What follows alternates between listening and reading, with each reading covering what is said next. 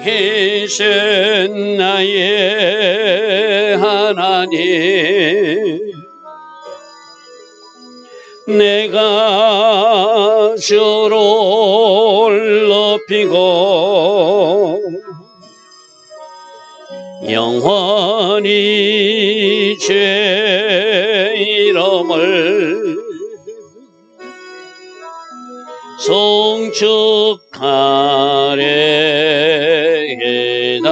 왕이신 나의 예수님, 왕이신 나의 예수님,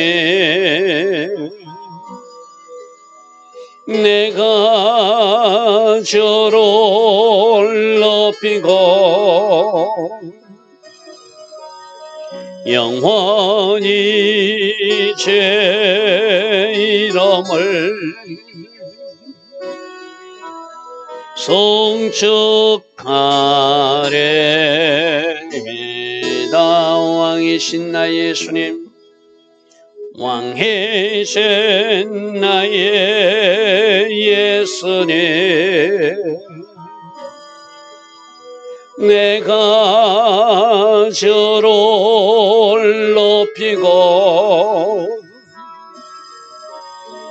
영원히 제 이름을 송축하리이다.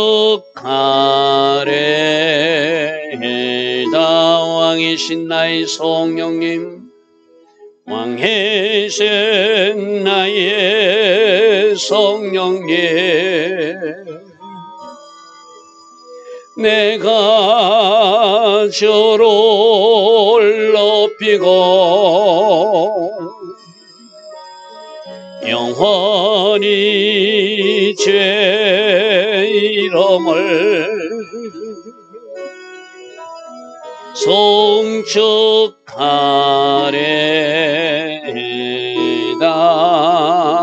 아멘. 좋으신 아버지 하나님, 오늘도 새벽에 일어나 오늘 하루도 주님을 높일 것이며 오늘 하루도 주님을 찬양하겠다고 이 결단성으로 하나님 앞에 먼저 올려드리게 하시니 감사합니다. 오늘 우리 삶에서 어떤 일이 있을지라도 주님을 생각함으로 주님을 높이는 하루 되게 하시고 주님을 생각함으로 주님을 찬양하는 하루 되게 하옵소서. 그래서 우리가 주님을 높였고 주님을 찬양했기에 결과가 하나님 계획하신 선이 되는 역사가 오늘도 있게 하옵소서. 오늘 하루도 하나님 계획하신 그 아름다운 하루로 우리 모두를 인도하여 주실 줄 믿사옵고 예수와 하마시아 이름으로 감사하며 기도드리옵나이다. 아멘. 오늘도 새벽에 일어나 하나님을 예배하는 여러분들 축복합니다. 자, 사무엘하 14장 21절부터 보겠습니다.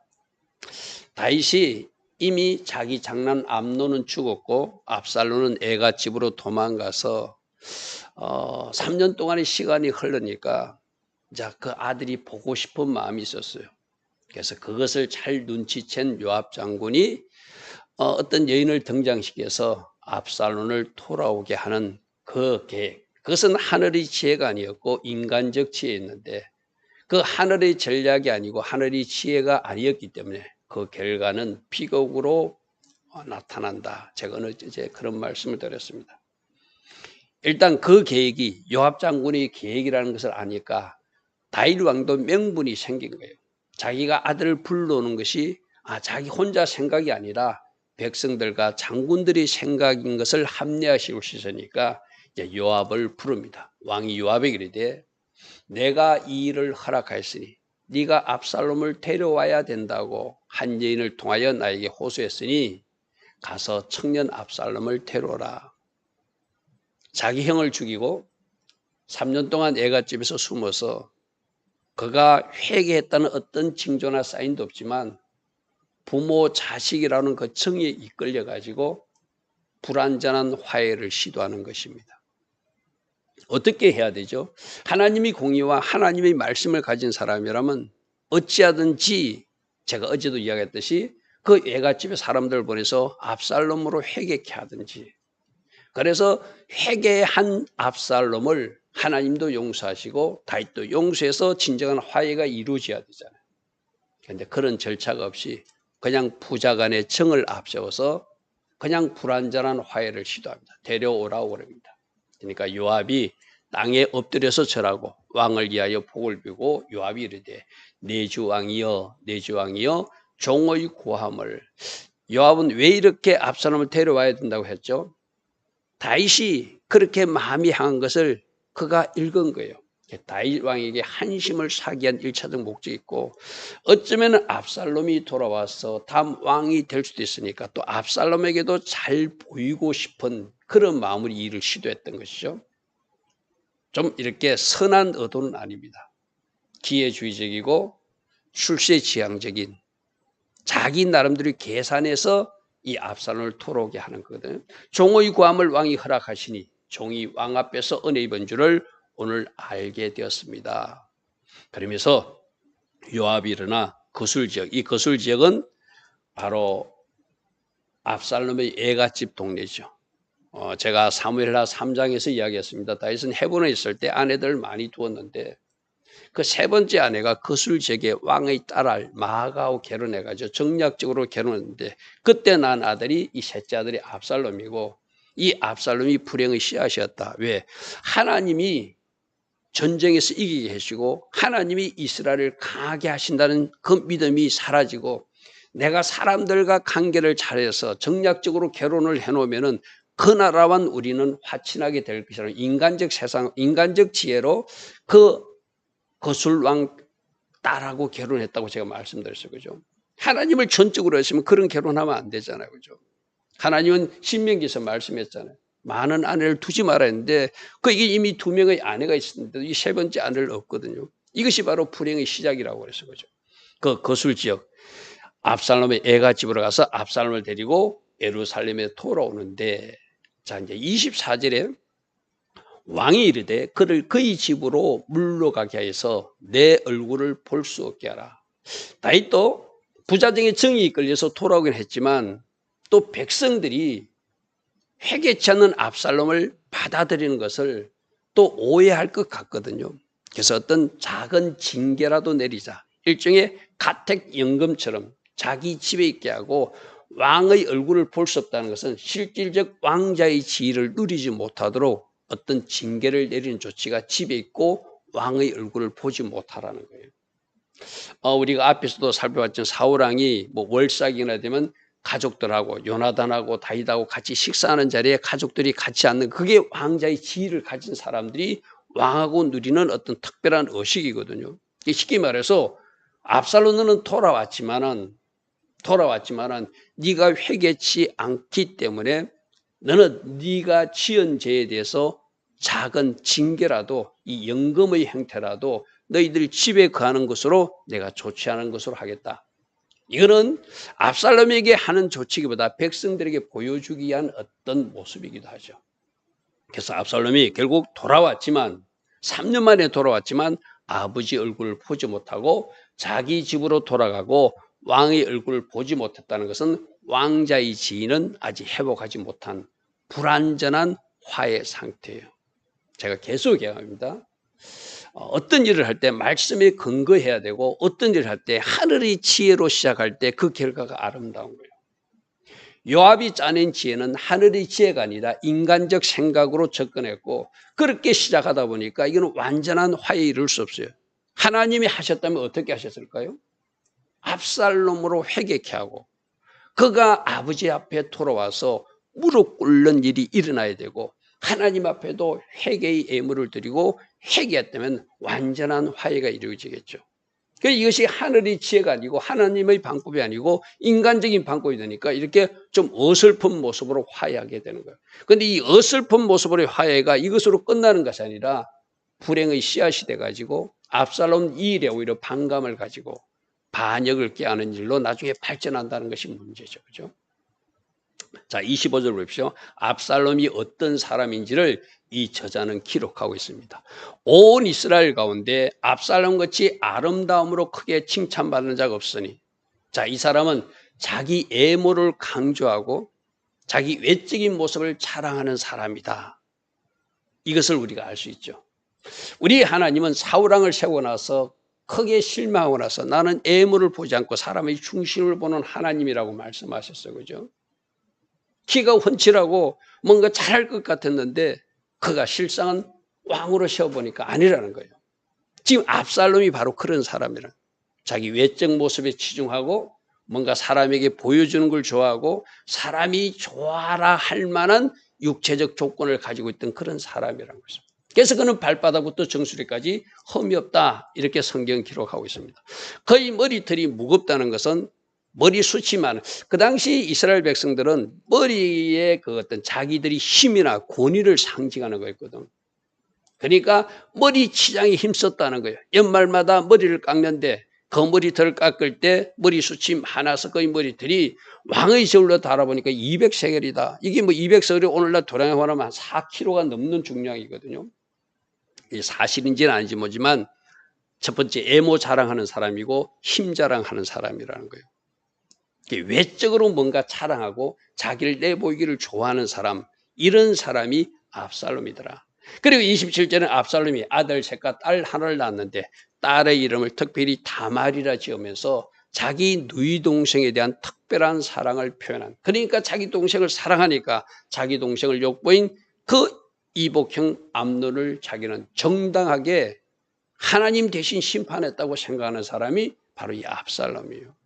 이 압살롬 뒤에도 보면 내가 죄가 있으면 왕이 죽여도 좋다고 말한다는 이야기는 나는 죄가 없다. 하나님을 이름으로 내가 그를 심판했다. 다윗 왕이 치리하지 않기 때문에 나는 2년 동안 기다렸지만 왕이 어떤 치리를 하지 않기 때문에 나는 하나님께서 나에게 명령하셔서 그를 심판했다고 생각하는 사람. 그러니까 회개할 리가 없죠. 자기 행위가 정당했다고 생각하니까. 살인까지 해놓고도 자기가 잘못했다고 생각하지 않는 뭔가 잘못된 사람. 자, 보십시오. 외적 치장은 힘쓰는 사람입니다. 외적으로 보여주기는 좋아하는 사람입니다. 근데 그 내적인 마음 상태는 하나님 보실 때 아닌 사람이 압살롬이라는 거예요. 오늘 우리도 그럴 수 있습니다. 바깥으로 뭔가 꾸미고 바깥으로 우리들의 모습을 자랑하려고 뭔가 치장할 수는 있지만 진짜 하나님이 기뻐하시는 몸은 우리들이 마음이 아름다운 것이겠죠. 우리들이 마음이 예수님 닮은 마음이겠죠. 우리들의 마음이 시커먼데 밖으로 아무리 치장하고 머리털을 기르고 외적으로 가꾸고 건강한 외적인 모습을 가진다고 그게 좋은 것 아니잖아요. 지금 압살롬은 그런 사람이에요. 바깥 사람이 볼 때는 굉장히 좋은 사람 같고 뭐 풍채도 좋고 머리털도 길게 자라가지고 뭔가 자랑할 만한 힘 자라는 사람이지만 그 마음속에는 양심도 없고 회개하는 마음도 없고 자기 형을 죽여놓고 자기는 잘했다고 우기는 이상한 양심에 화인 맞은 사람이 바로 이 압살롬 같은 사람이에요. 그런데 이 기간이 굉장히 길게 갑니다. 28절 압살롬이 도망가서 3년이었어요. 외삼촌 집에서. 그죠? 3년 동안 그는 외삼촌 집에 가서 아버지 얼굴을 보지 못했어요. 이제 돌아오면은 아버지 얼굴을 보고 자기가 왕자의 지위를 회복하면은 다음 왕위가 자기에게 올 수도 있는 그런 사람이거든. 근데 그것을 다윗이 허락하지 않아요. 2년 동안이나 예루살렘에 있었지만 왕의 얼굴을 보지 못했다는 것은 계속 다윗 왕 쪽에서는 징계하고 그가 회개하기를 바랐다는 거예요. 그런데 어떤 회개를 위한 조치나 그에 대한 후속 조치는 없이 막연히 기다리는 그런 상태가 2년 동안 지속됐다는 거예요. 압살롬은 뭔가 답답하겠죠. 아버지가 나를 돌아오게 했으면 그 다음 나에게 왕자의 지위를 회복시켜서 자기가 다음 왕의 자리를 넘볼 수 있는 준비를 해야 되는데 자기를 2년 동안 왕도 보지 못하도록 집에 마치 가택 연금하듯이 그렇게 두니까 화가 난 거예요. 그래서 29절입니다. 압살롬이 요압을 왕께 보내서 중재자로 삼아서, 자 보십시오. 이 압살롬의 방법이 자기는 외모에 치중하는 사람이고 자기는 힘자랑하는 사람이고 뭔가 마음에 준비가 되어 있지 않는 사람이라고 해서 그죠. 이때도 진정으로 왜 2년 동안 아버지는 나를 부르지 않는가? 자기 자신을 돌아보고 회개했다면, 하나님 앞에 그 죄를 용서를 구했다면, 그리고 아버지 앞에도 나아가서 자기가 무릎으로 나아가고 싶다고 주변 사람들을 보내서라도 간청했다면 왜 다윗이 그 압살롬을 받지 않았을까요? 근데 자기를 부르지 않는다고 지금 화가 난 거예요. 자기를 왕자 대우해 주지 않는다고 화가 난 거예요. 그래서 생각한 것이 회개가 아니라 압살롬을 통해서 중재자를 세워서 어찌하든지 형식적이라도 아버지하고 화해를 해야 되겠다. 성급한 마음으로 그렇게 요압을 왕에게 보내려고 압살롬이 요압에게 사람을 부르지만 그가 오지 아니하였고, 또다시 요압을 부르시면 오지 않았다. 왜 그랬을까요? 이 요압은 기회주의자라고 그랬어, 그죠? 지금 다윗의 마음이 보니 자식을 생각하면서 부르기는 부르는데 그 다윗의 마음이 완전히 돌아서지 못했던 것을 요압 장군도 읽었어요. 그러니까 이 사람은 누구 눈치를 봐야 되죠? 추군인 다윗의 눈치를 우선 봐야 되잖아요. 다윗 왕이 아닌 것 같으니까 압살롬번에 섣불리 썼다가 또 미움받았으니까 적극적으로 나서지 않는 거예요. 그러니까 압살롬이 꾀를 발휘해가지고 자기 종들에게 내보라. 요압의 밭이 내 밭 근처에 있으니까 거기 보리밭이지 않냐. 가서 불을 질러버리라. 가서 요압 밭을 불을 지르면 그 불 때문에라도 나에게 오면 내가 좀 뭔가 이야기 좀 해야 되겠다. 그래서 압살롬의 종들이 그 밭에 불을 질렀다. 자, 여기서 압살롬은 회개치 않습니다. 자기 죄에 대해서 돌이키는 것도 없습니다. 굉장히 폭력적인 사람임을 알 수 있어요. 그죠? 자기가 부른다고 오지 않는다고 가서 불을 지르는 이상한 사람이 압살롬이에요. 요압이 일어나서 불 났으니까, 자기 집에 불을 질렀으니까, 밭에 불을 지었으니까 압살롬 집으로 가서 그에게 이르되 어찌하여 네 종들이 내 밭에 불을 지르도록 했느냐 따집니다. 그러니까 압살롬이 말합니다. 요압에게 대답하되 내가 일찍이 사람을 내게 보내어 너를 이리로 오라고 청한 것은 여러 번 했지만 왜 안 오냐 이 말이죠. 내가 너를 왕께 보내서 아뢰게 하기를 어찌하여 나를 그 술에서 돌아오게 되는가. 차라리 예갓집에 놔두지. 이렇게 2년 동안 나를 마치 영검하듯이 가둬둔다면, 집에 있게 한다면, 왕의 얼굴도 보지 못하게 한다면 차라리 그 애가 동네, 그 술 동네에 있게 하지. 왜 여기 오게 하느냐. 이때까지 거기에 있는 것이 오히려 내가 낫지 않았냐. 나는 나를 왜 돌아오게 했는지 모르겠다. 네가 그 중재자 역할을 했으니 아버지께 가서 나를 아버지 관계를 회복시키는 역할을 해달라. 이걸 지금 말하는 거예요. 자, 그러면서 이렇게 말합니다. 네가 나로 하여금 왕의 얼굴을 볼 수 있게 뭔가 중재자 역할을 하라. 하나님의 뜻은 무엇일까요?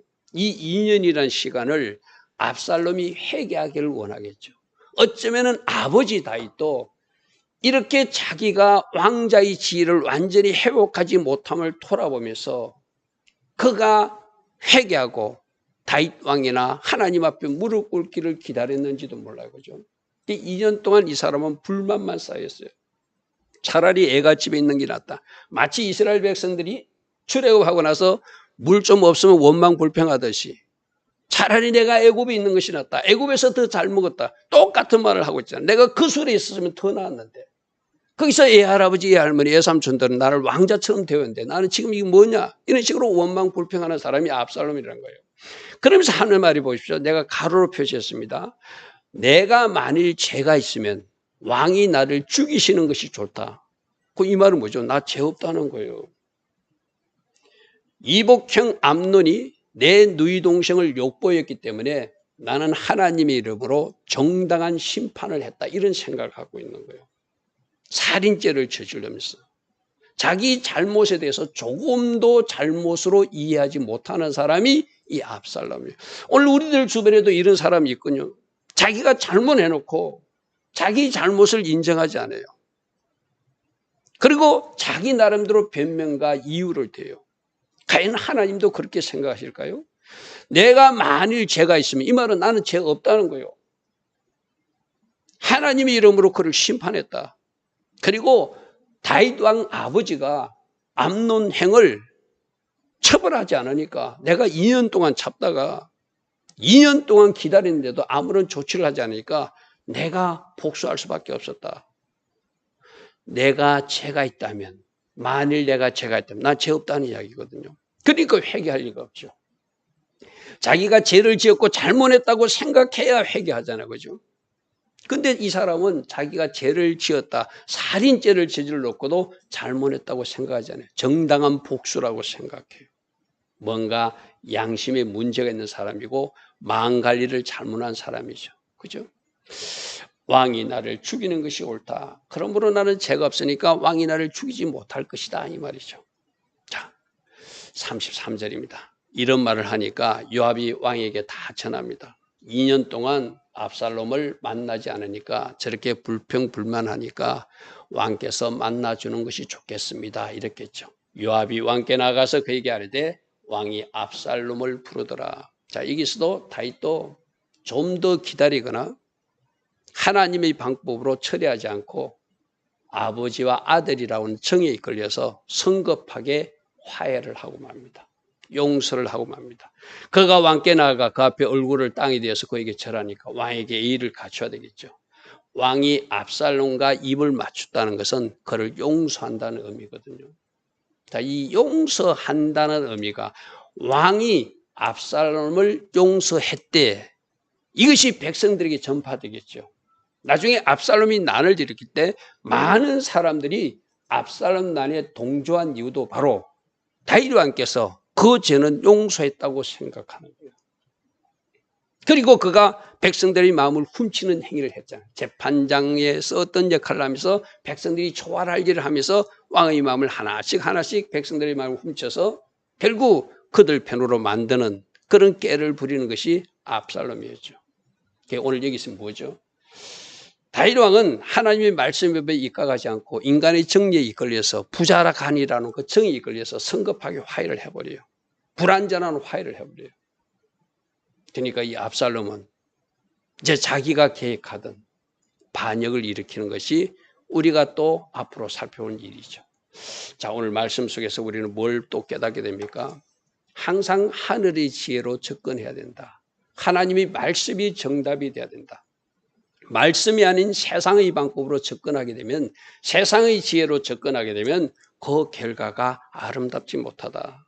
지금 다윗도 말씀에 입각하지 않고 부자간이라고 한 정에 이끌려서 그 정과 욕심을 십자가에 못 박지 못하니까 불행이 시작되는 거예요. 화해하는 것 같지만 완전한 화해가 아니라 불완전한 화해고, 이 불완전한 화해는 또 다른 비극으로 발전한다는 것을 우리는 뒷이야기에서 알 수 있거든요. 오늘 우리도 어떤 일을 문제를 풀 때 항상 하나님께서 원하시는 방법으로 풀어가시길 바랍니다.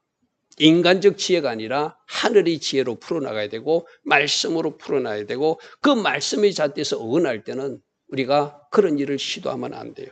그 일을 시도하게 되면 결과가 아름답지 못하다는 것이 다윗과 압살롬의 불완전한 화해에서 보여주는 메시지이기도 합니다. 좋으신 아버지 하나님, 항상 성경을 통하여 말씀을 통하여 우리들 삶을 살피는 은혜가 있기를 바랍니다. 우리도 어떤 문제를 해결할 때 인간적 지혜를 동원하여서 하나님의 방법 아닌 것으로 시도하거나 또 그렇게 하려고 하는 계획이 있다면 오늘 이 말씀에 우리들 자신을 비추어보고 말씀으로 돌아가고 하나님이 잣대로 잘 조명하여서 하나님 기뻐하시는 방법으로 풀어나가는 주의 자녀들 다 되게 하옵소서. 예수와 하마시아 이름으로 감사하며 기도드리옵나이다. 아멘. 지금은 우리 주 예수 그리스도의 크신 은혜와 하나님 아버지의 영원하신 사랑과 성령 하나님, 오늘도 우리 안에서 내주하시며 늘 성령으로 초명하여 주시고 성령 충만의 복으로 함께하여 주시는 은혜가 오늘도 새벽에 일어나 하나님을 예배하며 하루를 시작하는 주의 자녀들 머리 위에, 이 땅에 깨어있는 모든 성도님들 위에 지금부터 영원토록 영원히 함께하여 주시기를 간절히 축원하옵나이다. 아멘. 주님 감사합니다. 주님 감사합니다. 항상 말씀에서 정답을 찾는 우리 모두 되게 하시고 성령으로 인도받아 세상 지혜가 아니라 하늘의 지혜로 하늘의 전략으로 살아가게 하옵소서. 주님 감사합니다. 주님 감사합니다.